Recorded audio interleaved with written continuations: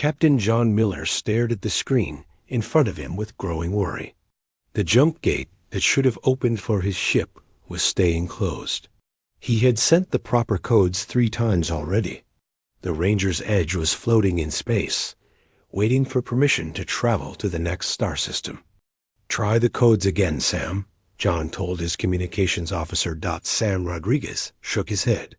"Sir, I've sent them 5 times now. The gate computer says our ship is not allowed to pass." John had been flying between the stars for 15 years. He had never seen a jump gate refuse a human ship before. These gates connected all the human colonies across the galaxy. They were built and controlled by the Galactic Commerce Federation, a group of 12 different alien species that had been running space trade for over 1,000 years. "Captain," called out Lisa Chun from her science station, "I'm getting strange." Readings from the gate. "It looks like new programming was installed recently." John walked over to look at her screen. Lisa was the best computer expert on his ship. If she said something was wrong, he believed her. "What kind of programming?" he asked. "It looks like a block list. A list of ships that are not allowed through." Lisa's face was pale. "Sir, I think all human ships are on this list." Before John could respond, the communication system came alive with emergency signals. Dozens of messages were coming in from human colonies all across this part of the galaxy. John's heart sank as he listened to the reports. "This is Captain Barry Thompson of the merchant ship Star Trader. We are stuck at the Vega Gate. They won't let us through. Emergency message from New Boston Colony. Alien ships have surrounded our system. They are not attacking, but they won't let any of our ships leave. This is Colonel Janet Pierce on Kepler Station. We have 30 alien warships outside our space. They say we are now under quarantine." John sat down heavily in his captain's chair. He had feared something like this might happen someday. The alien species in the Federation had always looked down on humans. They thought humans were too violent, too quick to fight. But humans had been peaceful members of the galactic community for over 200 years. "Captain," Lisa said quietly, "I'm getting a formal transmission. It's coming from the Federation Council on their capital world." Put it on the main screen. The screen showed a large alien creature with 6 arms and purple skin. John recognized it as a Xanthari, one of the most powerful species in the Federation. The alien's voice was translated into English by the ship's computer. "Attention all human vessels and colonies. By order of the Galactic Commerce Federation Council, all human territories are now under immediate quarantine. Humans are classified as a developmental hazard to galactic civilization." John felt his hands form into fists. A developmental hazard? Humans had helped build many of the trade routes the Federation used. They had shared their technology and culture with dozens of alien species. The alien continued speaking. "Human. Aggression and unpredictable behavior make your species too dangerous for continued expansion. All human ships are forbidden from leaving your current star systems. All human colonies beyond the Sol system will be monitored to ensure compliance." The message ended. John's ship was quiet except for the hum of the engines. His crew of 20 humans stared at each other in shock. "They can't do this," whispered Sam Rodriguez. "We have treaties. We have rights." "Apparently not anymore," Lisa Chon said bitterly. Over the next few hours, more reports came in. Every human colony in the galaxy was surrounded by alien ships. The blockade was complete. Humanity was trapped. Ambassador Kate Williams tried to contact the Federation Council from her office on Earth. She had been working with the aliens for 10 years, building friendship and trade agreements. But when her calls finally went through, the response was cold. "The decision is final," the Xanthari counselor told her. "Humans will remain in quarantine until you evolve beyond your primitive violent tendencies. Our scientists estimate this. will take several thousand years. But we are not violent, Kate argued. We have been peaceful members of the galactic community for centuries. You wage war among yourselves constantly. You destroy your own environment. You show aggression toward other species when they disagree with you.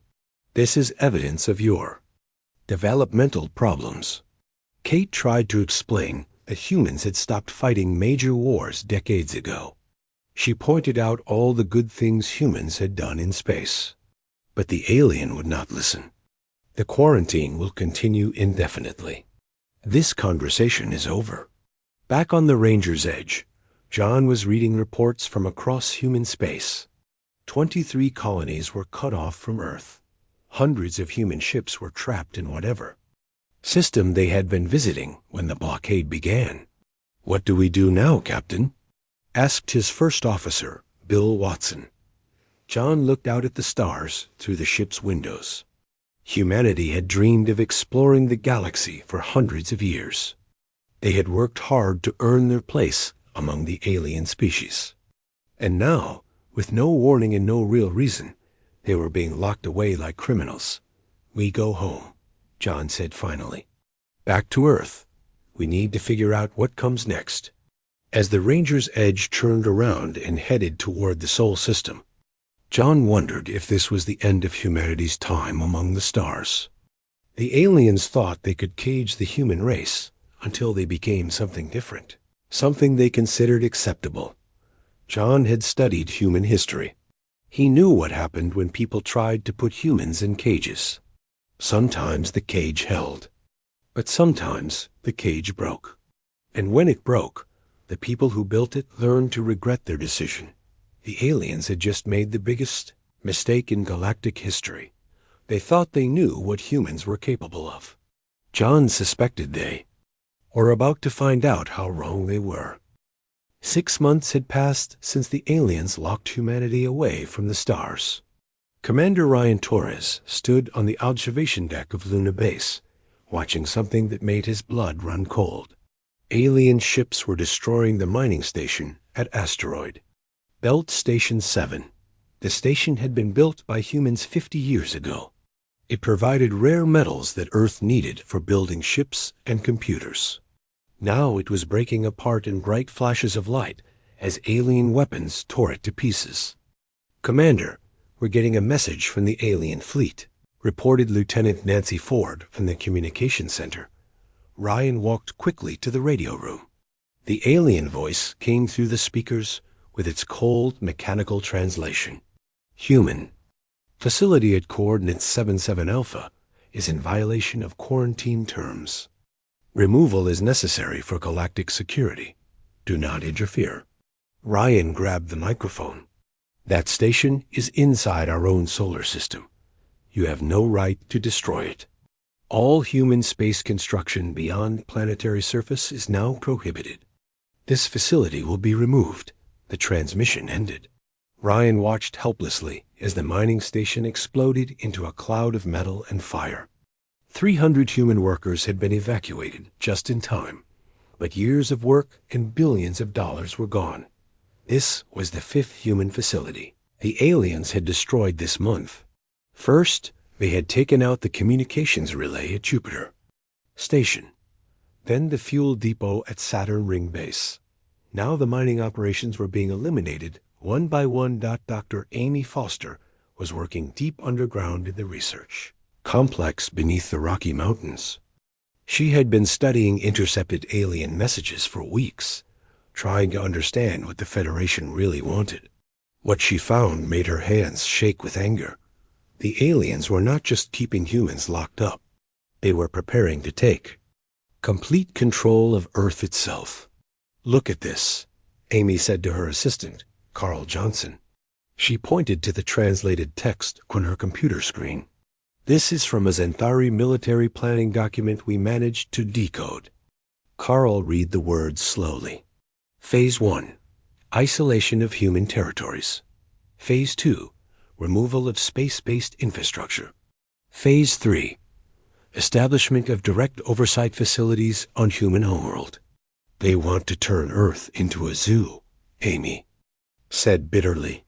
A place where humans live under alien supervision like animals in cages.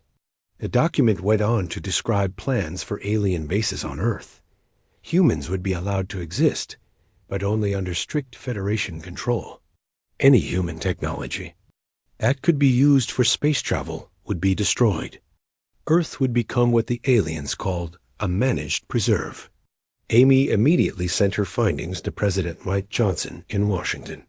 Within hours, the president called an emergency meeting of world leaders.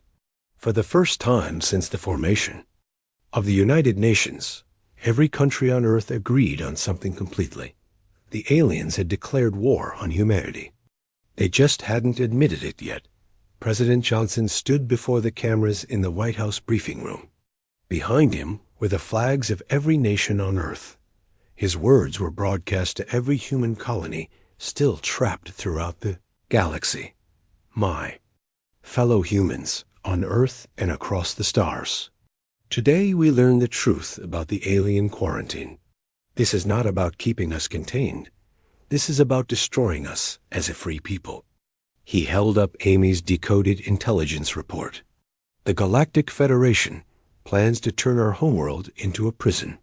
They want to control how we live, what we build, and what we are allowed to dream. The president's voice grew stronger.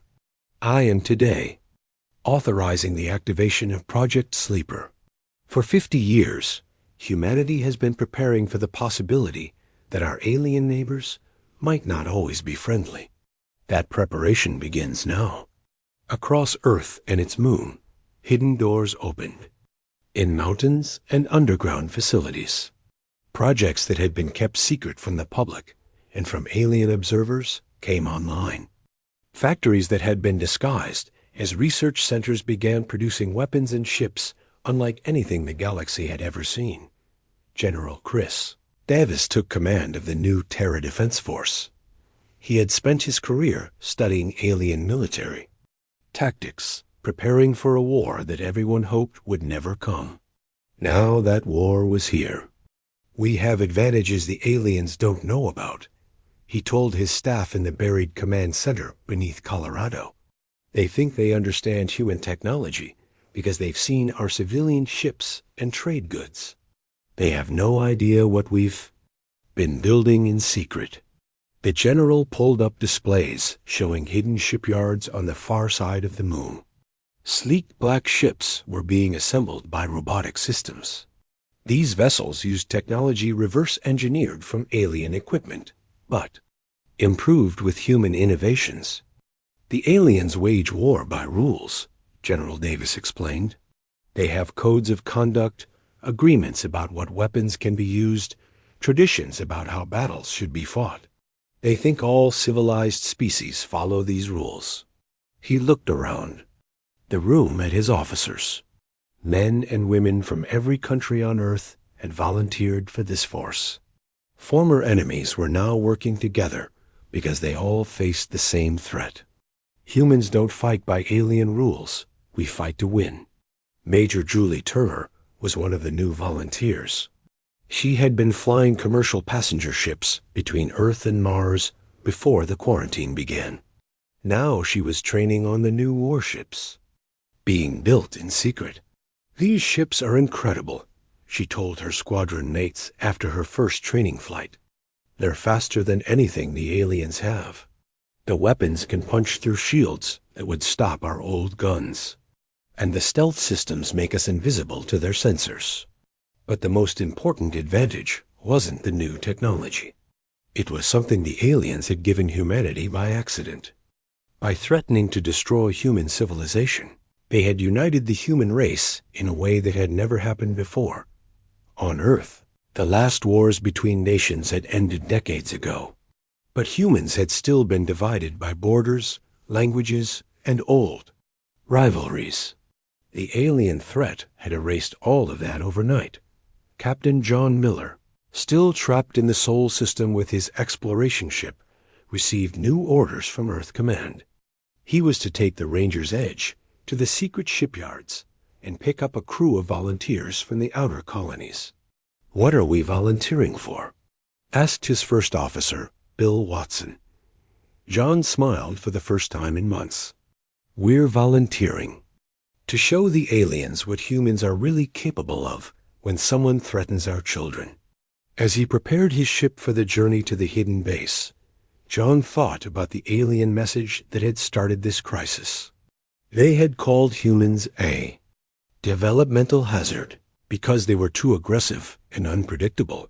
The aliens were about to learn just how right they had been. 1 year after the aliens had trapped humanity in their home system, Admiral Beth Parker stood on the bridge of the Warhammer. Around her ship, 30 other vessels waited in the darkness behind the moon. These were not the cargo ships and passenger vessels the aliens had seen before. These were weapons built in secret, designed for only one purpose. "All ships report ready, Admiral," said Captain Tony Richards from the communication station. Beth looked at the tactical display showing the alien blockade around Earth. 50 Federation warships patrolled the outer edge of the solar system, confident that no human ship could break through their defenses. They were about to learn how wrong they were. "Activate stealth systems," Beth ordered. The human fleet vanished from all sensors. The new ships used technology that bent space and time around them, making them invisible to any detection system the aliens possessed. It was reverse-engineered alien technology, but improved by human engineers who understood physics in ways the Federation had never considered.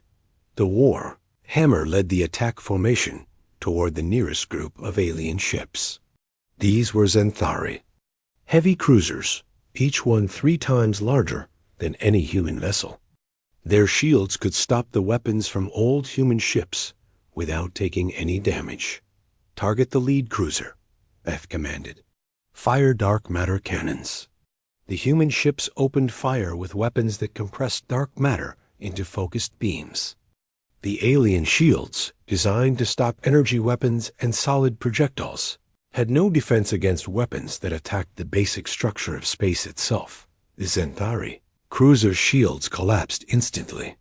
The dark matter beam punched through the ship's armor like it was paper, causing internal explosions that tore the vessel apart from the inside. "What was that?" came a panicked alien transmission that the humans intercepted. "Where are they?" "Our sensors show nothing." The human fleet moved through the alien formation like ghosts, destroying ship after ship. The aliens fired wildly in all directions, trying to hit enemies they could not see or detect. Their return fire only damaged their own vessels in less than 10 minutes. The outer blockade was broken.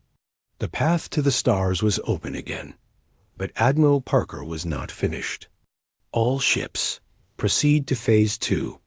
Target the command vessels." The human fleet attacked the larger alien ships stationed near Jupiter. These were the command and control vessels that coordinated the entire blockade. Colonel Jake Sullivan led a boarding party against the flagship, a massive Altarian battleship called the Cosmic Order. Jake's soldiers moved through the alien ship wearing new combat suits that could survive in the vacuum of space. When the aliens tried to repel boarders by opening their ship to space, the humans kept fighting. When alien security forces tried to stop them with energy weapons, the human armor absorbed the blasts and kept going. "Bridge secured," Jake reported over the radio. "The alien crew has surrendered." The captured ship's computer systems contained detailed information about Federation military plans, troop movements, and supply lines. Tech specialist Sam Rodriguez began downloading everything he could find. "Admiral, you need to see this," Sam said as he worked at the alien computer console. "Their entire fleet network is connected. Every ship, every base, every weapon system talks to every other system automatically." Beth understood immediately. "You mean if we can hack into their network? We can control their ships, yes. Or at least make their own technology work against them." Dr. Carol Zhang had been working on computer viruses designed to infiltrate alien systems. Now she had direct access to Federation networks through the captured ships. She uploaded her programs and watched as they spread like wildfire through alien communication channels. Across the solar system, alien ships began to malfunction. Some lost navigation and started flying in circles. Others had their weapons turned and fire on nearby Federation vessels. The aliens' greatest strength had become their weakness. "Their ships are attacking each other," reported Lieutenant Mark Davis from the sensor station. "Half the blockade fleet is destroying the other half." Admiral Parker opened a communication channel to all human ships and colonies. "This is Admiral Parker to all human forces. The blockade is broken. Operation Breakout is a complete success." Cheers came from human colonies throughout the solar system. For the first time in a year, human ships were free to travel between Earth, Mars, and the outer planets. But Beth was not satisfied with just breaking free. The aliens had trapped humanity for a year. They had destroyed human installations and planned to turn Earth into a prison.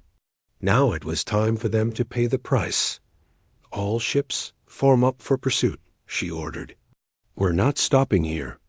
The human fleet chased the retreating alien ships toward the nearest Federation system. The aliens expected the humans to stay in their home territory, now that they were free.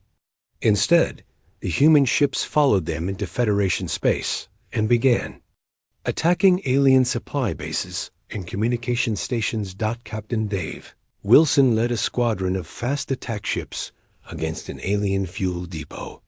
The facility had provided energy for Federation fleets for over a century. Within an hour, it was a cloud of expanding gas and debris. Major Linda Scott commanded ground forces that captured an alien intelligence base on a small moon. The base contained information about Federation military strength throughout the galaxy. More importantly, it had lists of every human colony and the alien forces guarding them. "We now know exactly where our people are being held," Linda reported to Admiral Parker. "And we know how many alien ships are guarding each colony."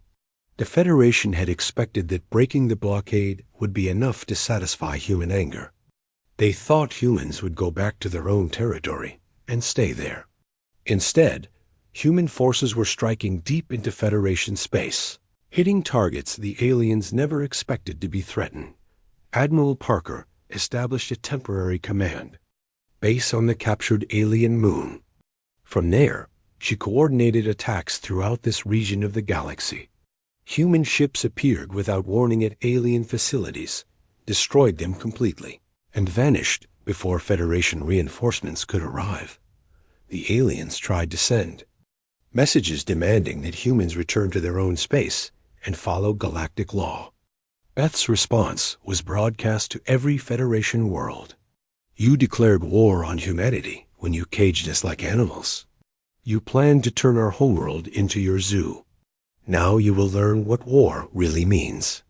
The Federation Council held emergency meetings trying to understand how humans had developed such advanced technology so quickly. They had been watching human space for decades and had seen no signs of military preparation. What they had not realized was that humans were very good at keeping secrets.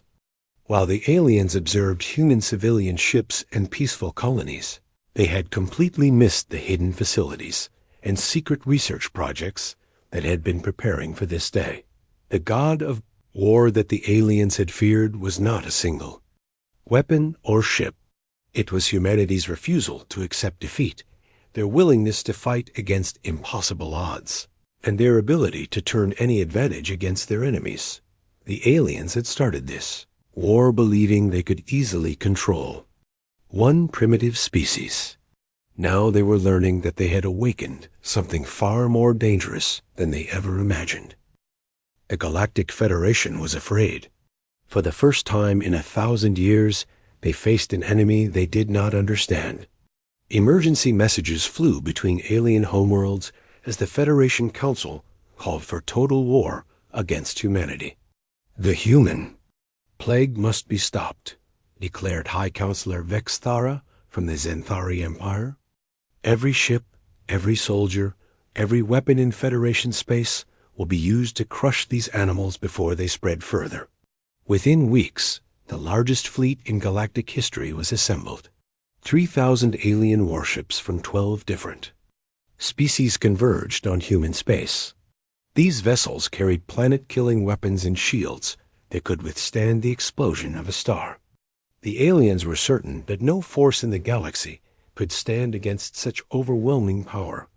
General Alex Thompson watched the approaching alien armada from his command ship, the Warbringer. The Federation fleet was indeed massive, but Alex had studied human military history his entire career. He knew that sometimes the biggest army was not the one that won. "They're coming at us like it's a parade," he told his staff officers. "Look at their formation. Perfect lines, exactly spaced, following their rule books." Colonel Sara Martinez pointed at the tactical display. "Sir, they outnumber us almost 100 to 1. Even with our new technology, how can we fight that many?" "Ships?" Alex smiled grimly. "We don't fight them the way they expect. We fight them the way humans have always fought when our backs are against the wall. We embrace the chaos." He activated the fleet communication system. "All human forces, this is General Thompson. The aliens are coming with everything they have. They think their numbers and their big guns will scare us into surrender. They're about to learn what happens when you threaten a human's family." The general paused, looking out at the stars where human colonies were still trapped under alien control. "Today we show them why every species in the galaxy fears the human capacity for war. Today we unleash the god of war." Captain Dan Foster received his orders aboard the fast attack ship Storm Rider. His squadron was to strike at the alien fleet's supply lines, but not in any predictable pattern. Instead, they would attack randomly, appearing where the aliens least expected and vanishing before reinforcements could arrive. "Remember," Dan told his squadron pilots, "we're not trying to win a fair fight. We're trying to drive them crazy. Hit them where they feel safe, make them afraid to sleep, show them that nowhere in space is beyond our reach." The human ships struck like lightning. They would appear in the middle of an alien formation, destroy several ships, and disappear before the aliens could react. When the Federation sent patrols to guard their supply convoys, the humans would attack completely different targets on the opposite side of their territory. The aliens tried to predict where the humans would strike next, but there was no pattern to follow. Human commanders made decisions based on random chance, coin flips, and gut feelings. What looked like military chaos to the aliens was actually a carefully planned strategy of unpredictability. Major Don Kelly led a boarding team against the Federation flagship, a massive Altarian dreadnought called the Eternal Dominion. The ship was protected by shields and armor that should have made it impossible to board. But humans had never been limited by what should be possible. Don's team approached the enemy ship in small pods, disguised as space debris, when the alien sensors ignored them as harmless junk. The pods attached to the ship's hull and began cutting through the armor with molecular disruptors. "They're inside the ship," reported the Altarian security chief to his captain. "How did they get past our shields?" "Send all security teams to stop them," the captain ordered. But the human boarding party did not fight like any enemy the aliens had faced before. When cornered in a corridor with no escape, the humans did not surrender.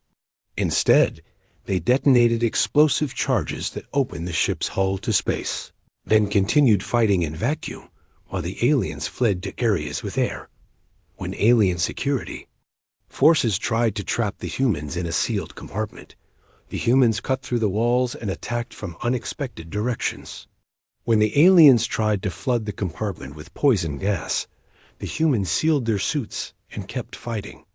"They fight like demons," the Altarian captain reported to his fleet commander. "When we trap them, they break free. When we corner them, they attack. When we should have killed them, they keep coming. The psychological effect on alien forces was devastating. Federation soldiers who had trained for centuries in proper military tactics found themselves facing an enemy who ignored all rules of civilized warfare. Captain Nina Lopez commanded the destroyer Hell's Fury in a battle against 6 alien cruisers. When her ship's weapons were destroyed and her engines damaged, the alien commander sent a message demanding surrender. Nina's response was to ram her ship directly into the largest alien vessel while detonating her reactor core. The explosion destroyed both ships, but it also damaged 2 other alien cruisers and sent the rest of the enemy formation fleeing in panic. She destroyed her own ship as a weapon, the alien fleet commander reported back to Federation headquarters. These humans would rather die than lose. How do we fight an enemy that treats death as just another tactical option? Dr. Eric Barnes studied the psychological reports coming from alien prisoners of war. The Federation species had been fighting wars for thousands of years, but always according to strict rules. Battles were fought until one side gained an advantage. Then the losing side would surrender and negotiate terms. Humans did not fight that way. When faced with certain death, human soldiers charged forward instead of retreating. When their ships were crippled, human crews used them as missiles against enemy vessels. When captured, human prisoners tried to escape and sabotage alien facilities rather than accepting their fate. They don't understand us, Eric explained to General Thompson. Every alien species fights to achieve political goals. They see war as an extension of diplomacy. But when humans fight for survival, war becomes absolute. There is no negotiation, no compromise, no acceptable level of defeat. The Federation's overwhelming numerical advantage began to work against them. Their commanders had to split their forces to guard against human raids throughout their territory. Their supply lines were constantly under attack. Their soldiers were demoralized by facing an enemy that seemed to welcome death in battle. General Thompson received a communication from the Federation High Command. They were offering to negotiate an end to the war. The aliens would lift the quarantine and allow humans to resume their expansion into space. Alex's response was broadcast to every alien, ship and base in the galaxy. You had your chance to negotiate when you put us in cages. You chose war instead of diplomacy. Now you get to see what human war really looks like. The true god of war was not a weapon or a ship or a single person.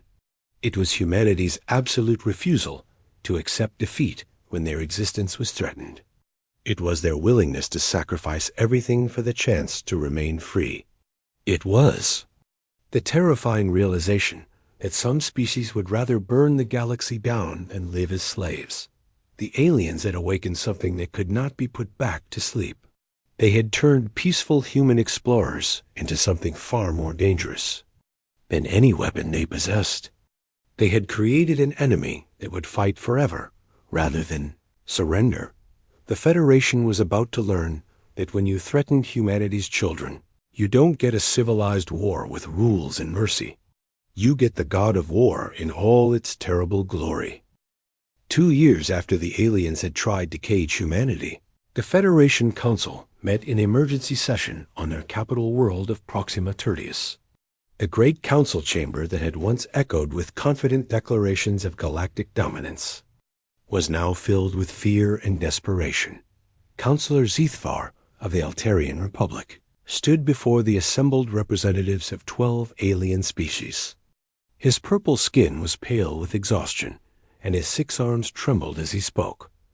Fellow councillors, we must face the truth. The human forces have destroyed 60% of our combined fleets. Our trade routes are in ruins. Our colonies are abandoning their homeworlds to escape human raids. We cannot continue this war. The Xanthari military commander, General Kexter, slammed his clawed hand on the council table. We cannot surrender to these animals. They are a single primitive species. We are the masters of the galaxy. We're the masters, corrected Counselor. Tell Mara from the Vegan Collective. Look at the reports from our remaining fleets. Human forces are striking targets deep in our core territories. They appear from nowhere, destroy everything, and vanish before we can respond. Our soldiers are too afraid to patrol their own space. The truth was worse than any of them wanted to admit. The Federation's greatest military minds had spent 2 years trying to predict human tactics, only to fail completely every time. Human commanders made decisions that violated every principle of military strategy the aliens understood. Yet somehow these chaotic tactics worked perfectly. Admiral Beth Parker now commanded a human fleet of over 500 ships spread across Federation space. Her vessels had captured or destroyed alien facilities on dozens of worlds. But the most devastating weapon was not her ships or guns. It was the fear that humans had planted in alien minds. Federation crews would abandon their posts when human ships were detected in their star system. Alien colonies requested evacuation rather than face human ground forces. Even the mention of human raiders was enough to cause panic in alien commercial shipping. We must ask for peace negotiations, said Counselor Zeethver. Perhaps we can reach some agreement that allows both species to coexist. The Federation sent diplomatic messages to Earth, requesting a meeting to discuss terms for ending the war.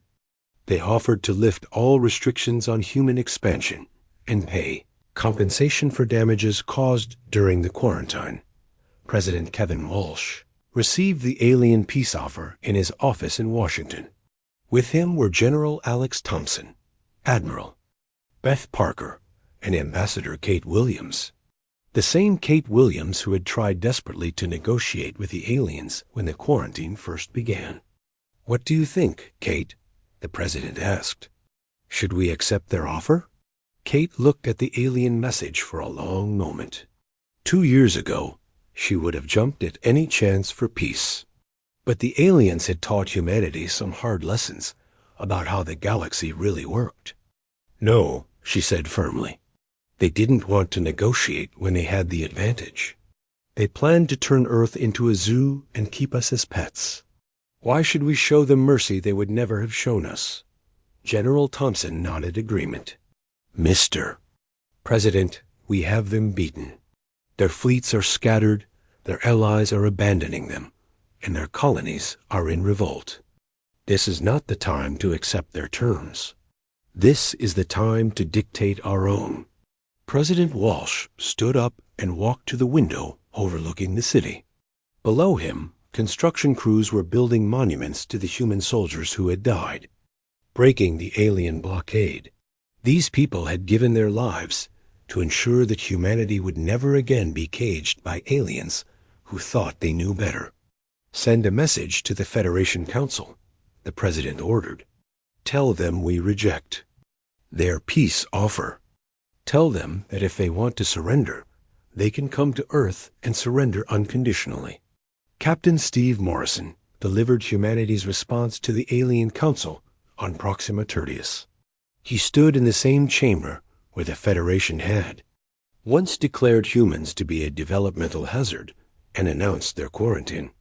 The human race rejects your terms, Steve announced to the assembled alien leaders.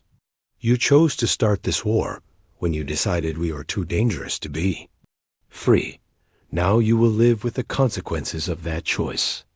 Counselor Zethver leaned forward desperately. But surely we can reach some compromise. We are willing to grant humans full membership in the Federation. You can expand to any systems you wish. Steve's expression did not change. We don't want membership in your Federation. We want your Federation to serve us. Every system you control is now open to human colonization. Every alien military force will operate under human command. Every trade route will be managed by human administrators. The alien counselors looked at each other in shock. This was not negotiation. This was complete capitulation. "You cannot be serious," protested General Kexler. "We outnumber your species 1,000 to 1 across the galaxy." "Numbers didn't help you when the war started," Steve replied. "Your overwhelming fleets couldn't stop human raids. Your advanced technology couldn't predict human tactics. Your centuries of military experience meant nothing against human determination." He gestured to the empty seats where counselors from 3 alien species should have been sitting. Those species had already sworn allegiance to humanity rather than continue fighting. "Your own allies are abandoning you," Steve continued. "They've learned what humans are capable of when threatened. They've chosen to serve the winning side rather than be destroyed with the losing one." Dr. Mary Chun arrived at the Capitol as humanity's new chief science advisor. She had spent the war years developing the technologies that gave human forces their devastating advantages. Now she was here to oversee the integration of alien science into human civilization. "We're not interested in destroying your species," Mary told the Federation Council. "But we will never again allow any alien power to threaten human freedom. From now on, the galaxy operates under human authority." The formal surrender ceremony took place on Earth, not on any alien world. Representatives from every Federation species came to the steps of the United Nations building to sign documents acknowledging human supremacy. President Walsh addressed the galaxy from those same steps.